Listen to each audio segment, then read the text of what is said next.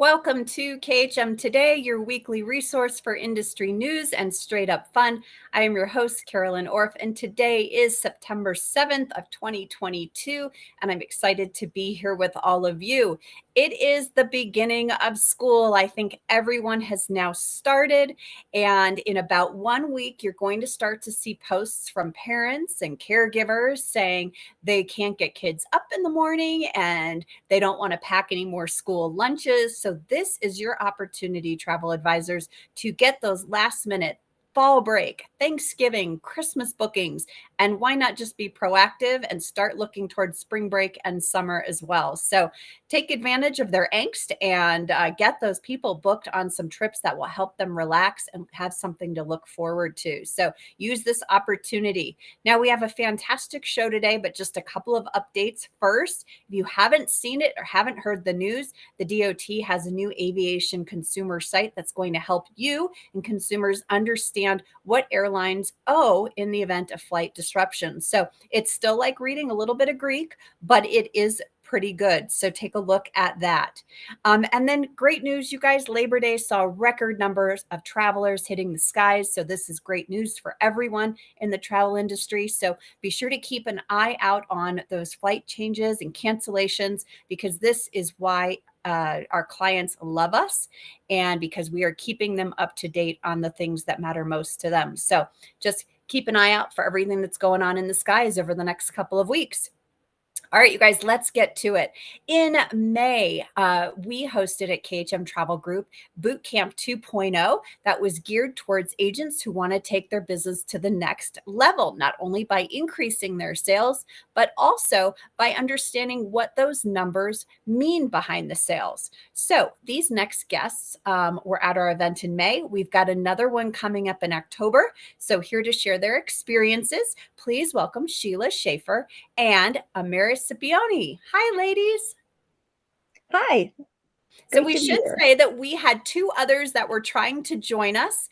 Everyone was so gracious that, and we'll see where Ameris is here. Ameris is currently in Alaska. Aaron was in Alaska and Andrea was at home.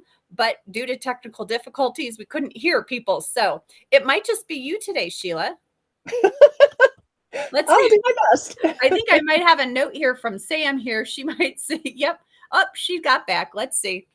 Let's give her another minute. Well, I'm excited to have you here today. You've been traveling around all this summer, but one thing you did make important to your travel plans was hitting Boot Camp 2.0 in May. Why don't we start while we wait for Ameris to join us? Why was this important for you to attend? It really was for me, because I'm getting at that point, with my travel business, that I really need to kind of focus and figure out, what do I want to do with my business? I think when we all start out, we're kind of just grasping at straws and selling pretty much anything that somebody asks for. And then as you start to get a little further along, you realize, oh, I've got choices here. Mm-hmm. I don't have to say yes to everything. So what works for my business and what I want to sell, and how do I set goals, and then reasonable steps to reach those goals, that kind of thing. So for me, it was wonderful to just kind of treat my business as a business rather than, not that it was a hobby, but you know what I mean, just kind of making that transition to be a little bit more professional. Isn't it interesting how many of us start with that mindset because we have no idea if this is actually going to work? Right. We have no idea if people are going to want to book with us, travel with us. And I love the fact that you said when my business was further along. What did that mean to you? I think for me, reaching base camp initially and then Pinnacle really helped me realize that, hey, I can do this. It's not just a fluke. You learn so much along the way about what works and what doesn't work, and what kind of products you want to sell and what you don't. I don't have a particular niche per se, but there's certainly things that I prefer to sell and that I feel more comfortable with. So I think just kind of figuring out what your business is going to be, which is a very individual thing. Mm-hmm. What works for you, what you're interested in, all that kind of thing. Okay. Ameris joins us from Ketchikan at the public library. What a team player. Sorry, the internet's not the best up here, but hey, I'm making it work. Thank you so much for taking the time out of your vacation to join us. I feel like that says a lot about the event itself. So why did you decide that 2.0 was something you needed to do in May for your business? So I was actually back and forth between Basecamp 1.0 and Basecamp 2.0. And I had originally signed up for 1.0, and then I got COVID that Monday. So I couldn't go. And so Ashley, allowed me to switch over to 2.0, and it turned out for the best because I think the 2.0 class was exactly what I needed. And the information that I received was at the level that were things that I wanted to learn. And it really, we got down into the little nitty gritty details of the business. And there was just so much that I didn't know about insurance and about just the intricate details of our suppliers and how things work in the CRM.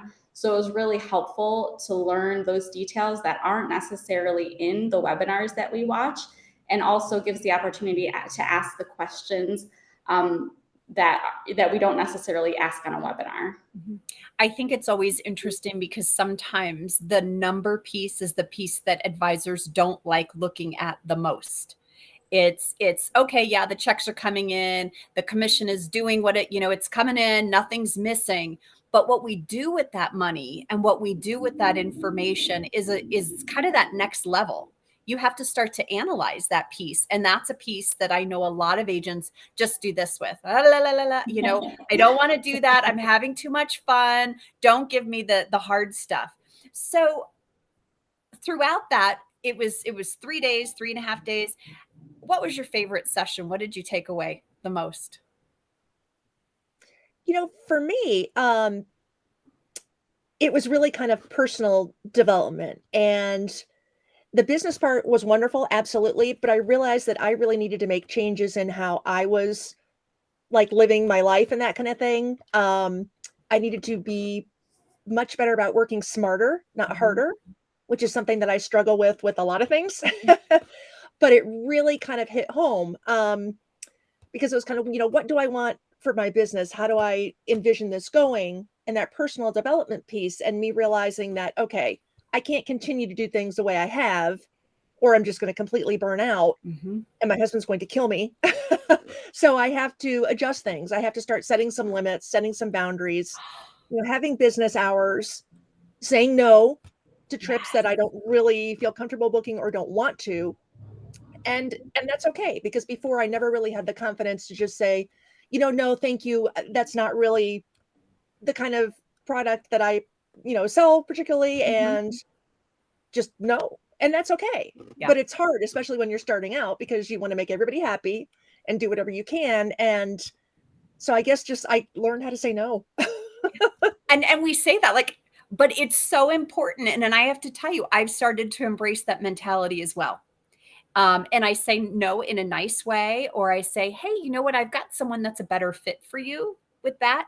The other night, for the first time, guys, stop the presses. I didn't respond to a text. It came in at 8:30. It was not urgent. And I was like, no, I'm not answering it. And you know what? The client didn't say, well, where are you? What are you doing? Why aren't you responding to me? I responded the next morning. Okay, thanks. It was fine. It was no big deal. Amaris, what was your favorite session? So I kind of like two ones. And I think this is just along the lines of what you were saying, like what we don't want to hear. But what I needed to hear was the business aspect of it. So there was a session about cash flow and, seeing how much you make. And, I was looking at my numbers. I'm like, maybe I shouldn't travel as much as I'm doing, just like really looking at the numbers and making sure that it's profitable. And then also just the insurance part of it. I think none of us really like to go into the nitty gritty details of insurance, when we can't necessarily for our clients, but I still like to know, even if I can't, necessarily tell a client, this is what you need to do because of this, but just kind of knowing some of those things to watch for, and just things that, somebody may sue you over. It's, not what we want to hear, but I think it's something that we all need to hear. Yeah. There is a liability piece to this business, and we all make it look like a lot of fun. We are very good at that, But this is also not a hobby, as Sheila mentioned. This is a business, and we're dealing with a lot of money from people, right? We're not selling a lipstick at $14. There's a big difference in price points. So we have to know, the intricacies of what could go wrong or how to prevent things from going wrong. Was there something in particular that you were sitting there and you went, wow, I've been doing that all wrong? Or, yes, I'm right on the money?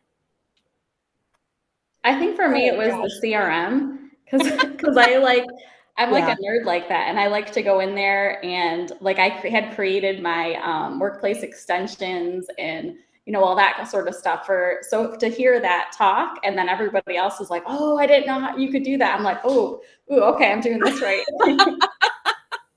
That's awesome. Was there ooh, I'm not doing that so right? Oh, probably too, but I try not to think about those. I guess it's the on the positive. Actually, that's what it is my, I didn't have like a business like waiver for myself. I would always relay the suppliers waivers, but I personally didn't have one. So that was something that I was like, oh, good thing my friends and family haven't sued me over whatever. And that's a topic that I know we've circled back to a couple different times. And I think agents are starting kind of to think about that topic more and more their personal terms and conditions versus the supplier terms and conditions. Sheila, was there something that you went, yeah, I totally got this down? Not particularly. I guess I'm still learning on everything. But I really loved the CRM training, definitely. And I also loved the sessions that went into a little bit more depth as far as, say, like river cruising in Hawaii, that kind of thing. River cruising is something I had been very interested in. Fortunately, I had the opportunity to go on the Avalon FAM, which was fabulous. And, I learned so much in that kind of thing. I actually came back and took out group space on 2 different cruises, and I've already sold one out. So good. It just goes to show you, I was so hesitant to do it. And it's like, oh, I don't really know what I'm doing. It's kind of like, no, you know what? I can do this. I don't have the answers. I can figure out who to ask for the answers and just have that confidence to do it rather than just dream about it. Right. I think that's one of the coolest things that I see come out of any boot camp event or even any event.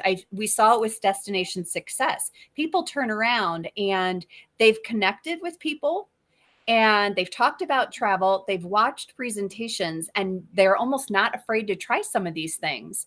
And it's so cool to see when someone like yourself says, all right, I'm just going to throw this out there and you sell out. I mean, that's amazing. I say I was stunned and thrilled, obviously. Yes, that's fantastic. So to any agent that's listening, KHM agents that's listening, what would you say to them if they were on the fence or hadn't even considered going to Boot Camp 2.0 in October? I guess I would tell them, definitely it's worth your time and it's worth your investment. It's never easy to make the time to go to multiple day trainings, especially if you're not from the area. And I totally respect that. But I feel like this is one that you're going to get so much out of.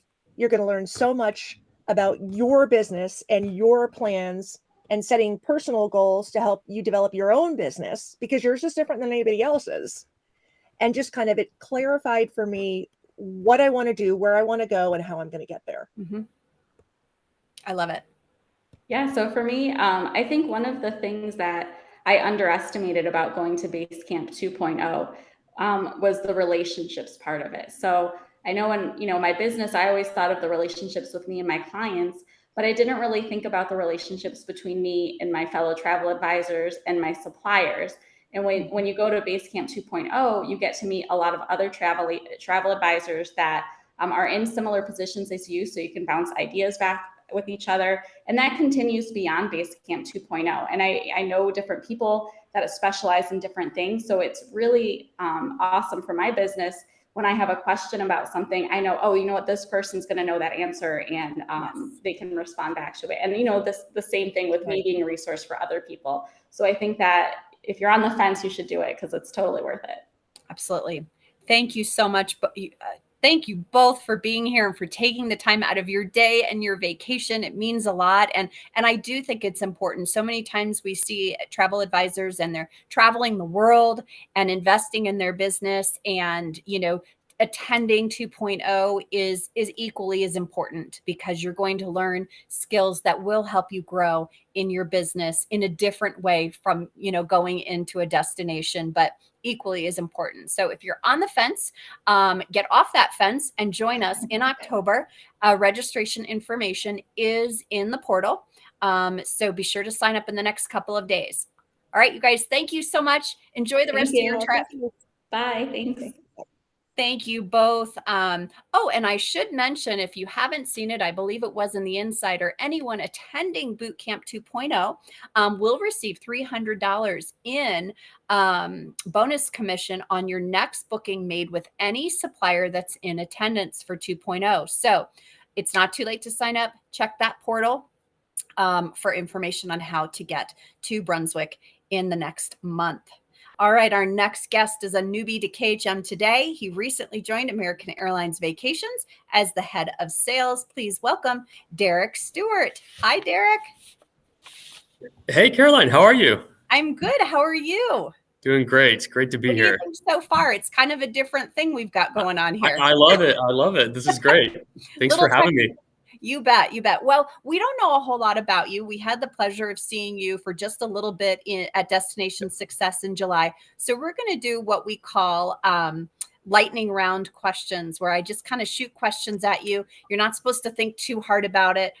Just kind of throw out your best answer. Ready? Perfect. Yep. Let's go. Okay. What is one of your nicknames? Ooh, D-Stew. How often do you floss? Not enough. No. What has been your favorite age so far? 21. What is your favorite board game? Oh, gosh. What's the one where you're like the payday? Because it always felt good getting paid. Oh, life. Life, yes. Yes. If you were to write a book, what would it be about? Oh gosh, these are some good questions. Probably about my journey as a pilot. Ah, very good. What item is worth spending more money on? Food. And what is the stupidest dare you ever agreed to? Oh gosh. So when I was a kid in church, my friends dared me to go use the restroom and then come back out through the aisle with a trail of toilet paper. And my pastor was completely embarrassed and threw him off guard. And so I did that dare. Yes. Shamelessly. Very good. Very good. You were that kid. Yes. Awesome. Well, thank you so much for being here. You are new to your role, but Yes. What's interesting is you just said you're a pilot, yet you're not a pilot for American Airlines, or maybe you are. You're the head of sales. So what does that role look like? Yeah, so I actually fly the planes. I load the baggage. I sell. No, I'm just kidding. No, so I grew up in not too far from you guys in Indianapolis, Indiana, and attended Purdue University, where I studied to become a professional pilot, actually. And it was just I was in my sophomore year, actually, when the government increased the time requirement, mandated 1,500 hours, if you guys recall from the Colgan accident. And so at that point, I decided to go ahead and finish my time and my license and certificates.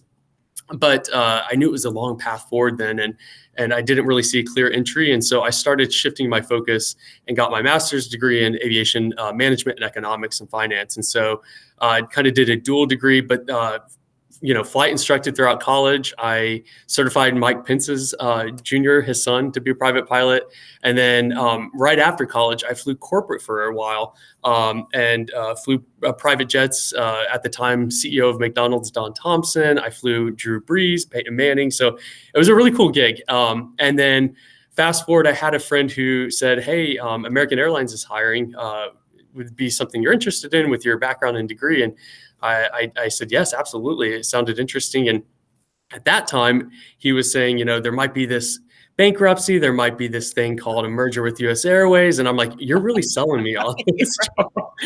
But I took the leap of faith, and it's been such an incredible 10 years now. And actually, 2 years into my role, I actually had the opportunity to live abroad and work in London for 3 years, where we started our joint venture business with British Airways, Iberia, and Finnair. And so that really gave me a glimpse into traveling for the first time. I grew up on a dairy farm outside of Indianapolis. And so that was really my first experience to really leave the US and live abroad and work abroad. And so, and then from there, I traveled all across Europe. And so I just fell in love immediately with the travel industry, and knew I wanted to come back and do that. As I came back from London, joined the sales organization, and for the past couple of years, been leading our partnership with the cruise lines as well. And so, as you can imagine, the past 2 years have been quite difficult, but it was great to help them throughout their recovery and see them fully recover. Awesome. So, okay. So moving forward with AAV, when you look at other tour operators out there that have an airline as their central focus, one of the things we always talk about is the booking engine. And I know this is something that's on the mind of AAV, but I have to say, so I was kind of doing some digging around, and there is a section of the website called Inspiration. And I thought this was the coolest thing. And I think this is one of those things that agents overlook a lot. And I know it's something that you guys spend a lot of time and energy developing the content for, yet I think it's probably very underused. To me, it's like having the magazine in the seat back of the chair on the website, because it's all of those like 3 days here, must-sees here, must-eats here. And we can take all that information and share it with clients. Yeah. I mean, it's such a great, quick, easy reference for advisors. And I agree, Caroline. It's probably one that's overlooked most on the site. And so we work with our partners in destination to add that content in there. So quick and easy access is really what we're going for. And like I said, to create a seamless experience for our advisors, and create something that's exclusive for them and preferred. So and like you said, there's a ton of work behind the scenes being done to look at the overall booking path and engine. And so I always tell advisors, stay tuned. It's not a matter of if, but when. There's some great things coming in the very near future. So thank you all for being patient with us. Well, and I think it's one of those situations. Sheila was just saying one of the things she learned at 2.0 was that she needed to work smarter, not harder. Yes. And, when I think about some of the articles that I saw in there, how many times I've gone and done my research myself to gather the same information that literally is sitting right there, already prepared for me.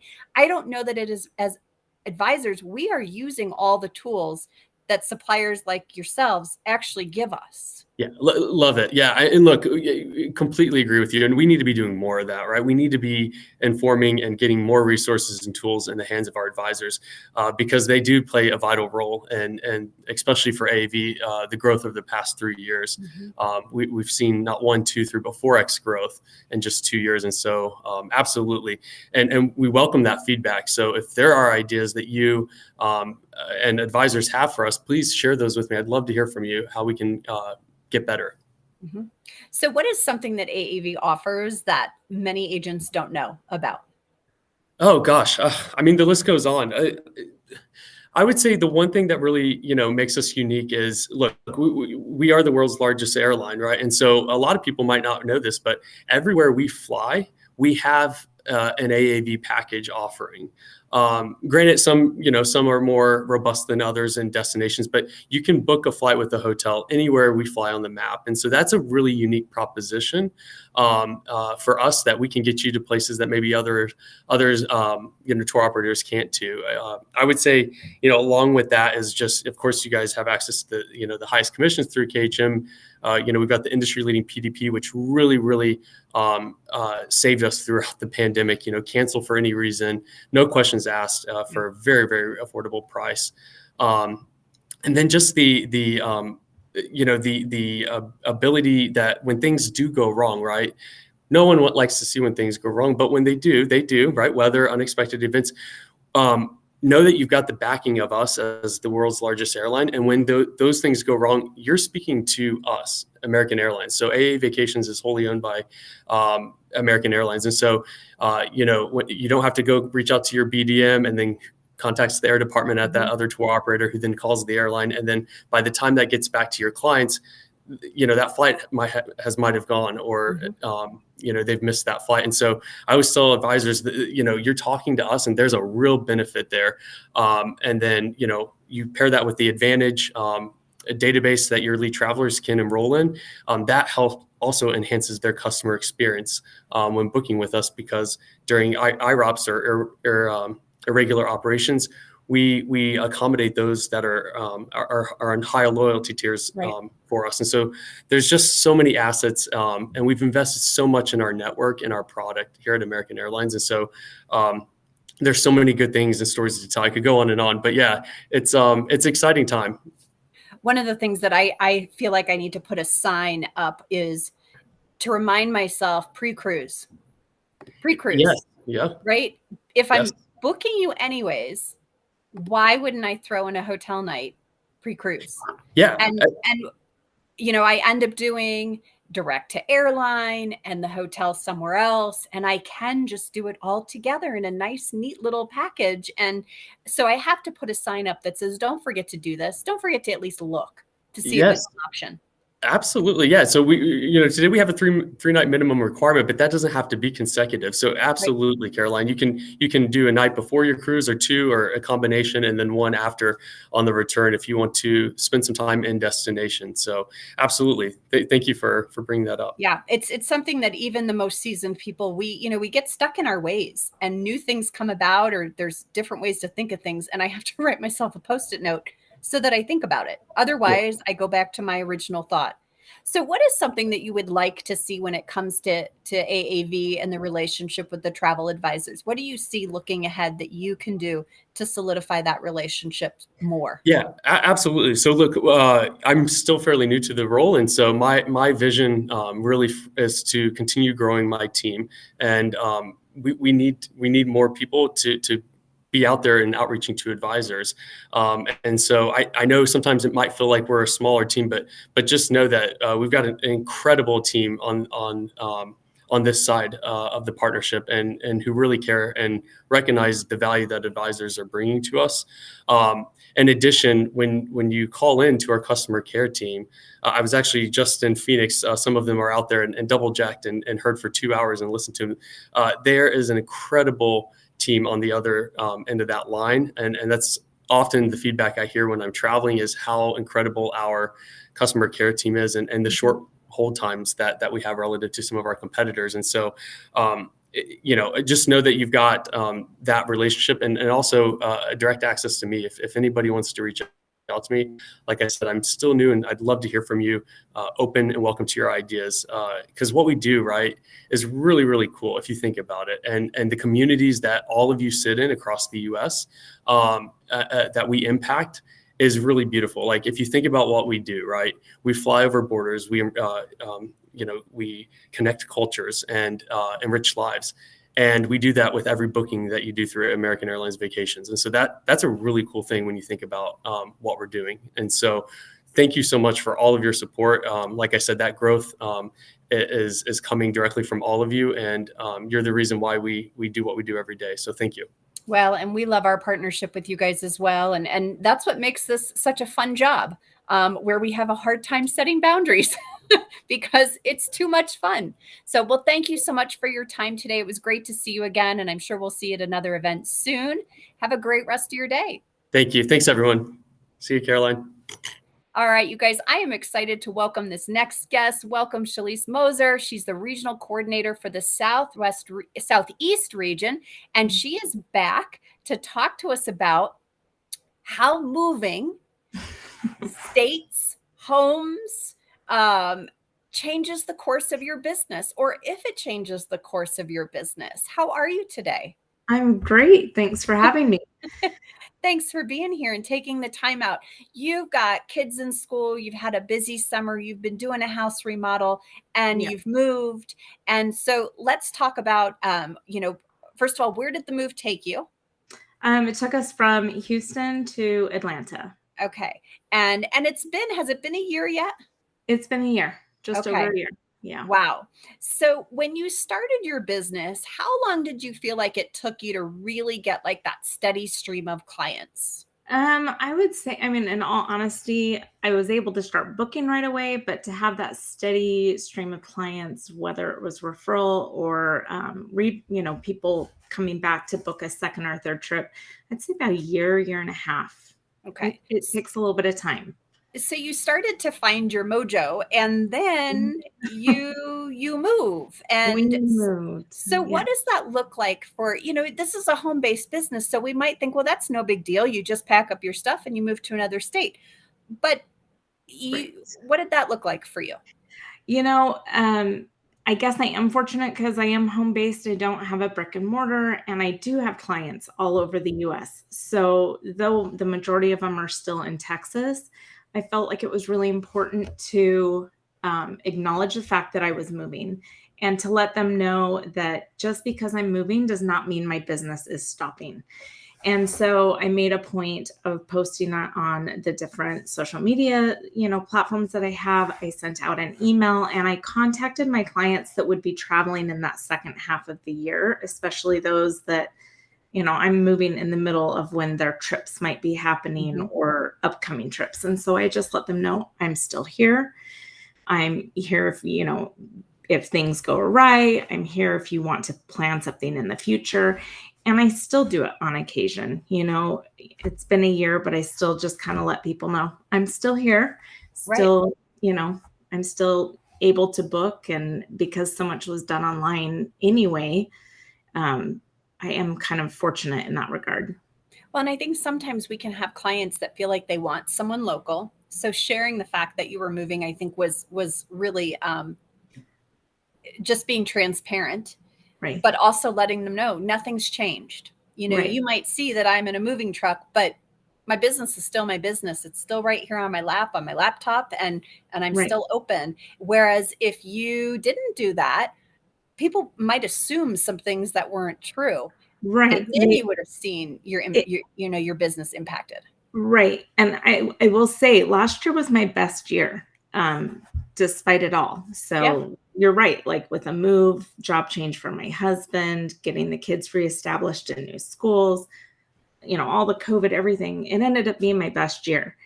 So, and I can't meet people at the local Panera like I would there in Texas. I can here, if that's the case, but I can do a Zoom call with them, which I do on occasion, or a phone call, or we'll just do everything, via email if that's their preferred method. So, the referrals keep coming in from Texas and from my old neighborhood. So it doesn't seem to bother too many people that I'm no longer there in the neighborhood, which is good. So what does it look like? You're in a new neighborhood, new school. Did you do anything to let people know that this was your business and that you're, open to helping with them? Or have you been kind of sitting back and saying, I got the business from Texas. I've got my existing clientele. Oh, I definitely wanted to get my feet wet here in Georgia. So I actually knew a couple people that lived here that I knew from Texas that had moved here. Let them know, hey, if you have friends, feel free to refer them. Getting established in a church congregation here has helped. I've got my car magnet. That's about the only, money that I put into marketing. But just getting involved, honestly, with the kids' school and with their programs and passing out business cards and not being afraid to talk to people. I've gotten referrals off of that. I've gotten bookings. And I will tell you, I cheered when I got my first Georgia booking, which was only a couple months ago. Really? So, but to me, it's like, okay, I got my foot in the door. Yep. She's already planning on coming back and referring me to other people. And so, it's onward and upward, and you maintain what you already have and you grow on what you have presented in front of you. So, well, and I think that's the important piece. You have to still do that maintenance, You have to do the maintenance on what exists. Right. So at the end of the day, if you were to offer suggestions to agents, because you are not the only one that, would have a job change or a life change that requires you to move, what do you think is the most important piece if this is something that an agent has to undertake? Does there need to be do you have to have a concrete plan, or can you really just kind of close the lid on the laptop and hop in the car and go to the next destination? I mean, just kind of having that game plan. Like, I had no intention of shutting down and finishing out what I had on the books. We travel. I mean, we travel for work, and our laptops go with us, and our office is wherever we are. So whether the job took me from Houston to Atlanta or Houston overseas, it wouldn't have mattered. I would have kept my doors open, and you overcome struggles and things that might present themselves. But I think being transparent with my clients was helpful. And like I said, I still occasionally put things out there and let them know and let people know here that I'm a travel agent. And I also went in with the expectation that people typically plan out. I mean, you mentioned earlier on the show, get people thinking about their fall, Christmas, even next year's spring break. So I went in knowing that it could take me a year to kind of get my foot in the door, because people already have things planned. So, just curbing my expectations and being realistic about that, I think, has helped as well.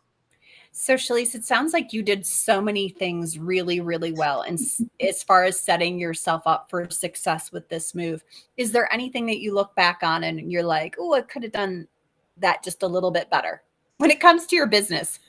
Let's clarify that. I mean, not really. Good.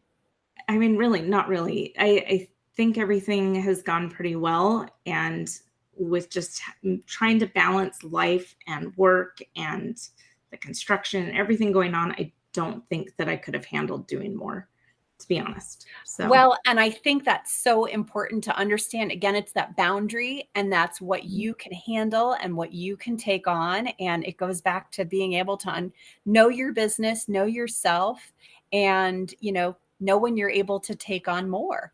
Right. I think that's the sure sign of success is knowing when to say when. So it's hard, but it's okay. It's hard. It's hard. And it's good. I mean, it's good to do. And sometimes it takes you a couple years to create those boundaries, like was mentioned earlier. Well, I have to tell you, you've motivated me. I'm going to my son's first mountain biking race this weekend on Friday with parents that I don't know. And so I'm going to switch out my business cards from my KHM business cards to my other ones, and not be afraid to share that with people, because I am not overtly expressive when it comes to my personal business. I just I'm a quietly referred person, and I have survived on that for 13 years, 14 years now. And I'm kind of the same way. But now I've like signed up to help with boosters for the football team and for drama and all these different things. And they asked me if I wanted to be on the booster. And I just said, well, here, why don't you take my business card?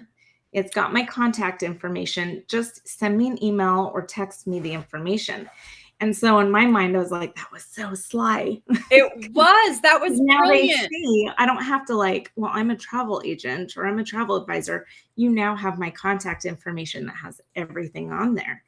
And it was also giving them the information that they needed to contact me. So Shaliece, that was a mic drop moment. Thank you. I'm going to tell you on Monday how this all works out for me, because I want to I'm hear going to it. use that tactic. So thank you so much for taking the time. It was wonderful to see you, and have fun on your next travels.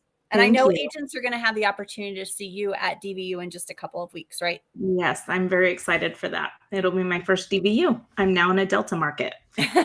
That's right. You are. You are. I've got to learn it. So. Yes. Well, thank you so much for being here and for taking the time. You. All right, you guys, thank you so much for joining us today on KHM Today. Thank you to all of our sponsors, especially Apple Leisure Group, our overwhelming primary sponsor. Next week, we have our EDU team that's going to talk river cruising. They were on ships cumulatively for 3 weeks. So we're going to hear what they learned. Wanda was on her very first river cruise, so I can't wait to hear about that. We have some marketing tips from Delta Vacations, and we have some photo tips from our marketing team. You guys, it's the first pro football game tomorrow. Enjoy. I hope you have all your fantasy football drafts completed because today is the last day. Happy selling, and we'll see you next week.